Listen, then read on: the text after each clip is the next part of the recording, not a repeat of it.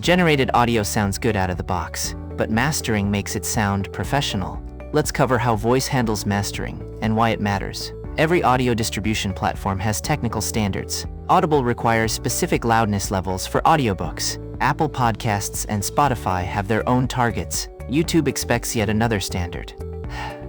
If your audio doesn't meet these specs, it'll either be rejected or automatically adjusted, often poorly. Mastering ensures your audio meets these standards before export. Voice has built-in mastering, so you don't need separate software. When you export, you choose a mastering profile. Voice includes 5 built-in presets. ACX Audiobook targets -20 LUFS, with MP3 at 192 kilobits, exactly what Audible requires. Apple Podcasts targets -16 LUFS with AAC at 128 kilobits. Spotify matches Apple's loudness but uses MP3. YouTube targets -14 LUFS, louder to match video content. And high quality gives you -19 LUFS with lossless WAV, good for archiving or further post-production. Let me break down the settings. Output format is the file type.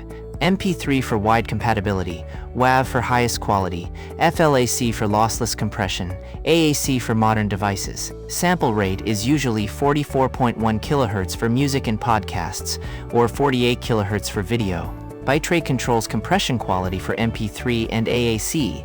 Higher is better. 192 kilobits is standard. Bit depth affects dynamic range. 16-bit is CD quality, 24-bit is professional. And loudness normalization, with the target LUFS slider, is the most important one.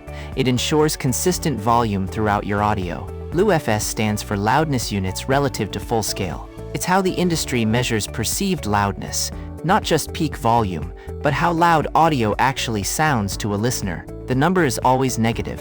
-14 is loud, good for YouTube where you're competing with other content. -20 is quieter, appropriate for audiobooks where listeners want a more intimate level. -16 is the sweet spot for podcasts. When you pick a mastering preset, Voice handles the LUFS targeting automatically. You don't need to understand the math. Just pick the preset that matches your distribution platform. Under the hood, Voice applies a 4-stage mastering pipeline. First, loudness normalization, adjusting the overall level to hit your target LUFS. Second, de-essing, reducing harsh sibilant sounds on S and T consonants. Third, EQ, a subtle tilt filter that shapes the tonal balance. And fourth, limiting, a safety net that prevents any peaks from exceeding the digital ceiling, which would cause distortion. All of this happens automatically. You choose the preset.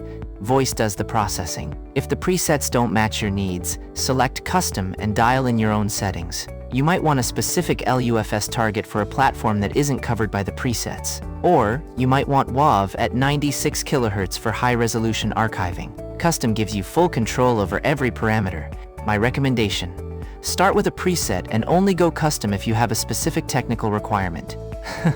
A quick tip: before you commit to an export, generate a short test section and export it. Listen on the device or platform your audience will use. Audio that sounds great on studio monitors might need adjustment for earbuds, car speakers, or laptop speakers. The mastering presets are tuned for general use, but where specific content might benefit from a slight LUFS adjustment. Iterate until it sounds right on your target playback device. That's mixing and mastering. Next, let's walk through the full export process.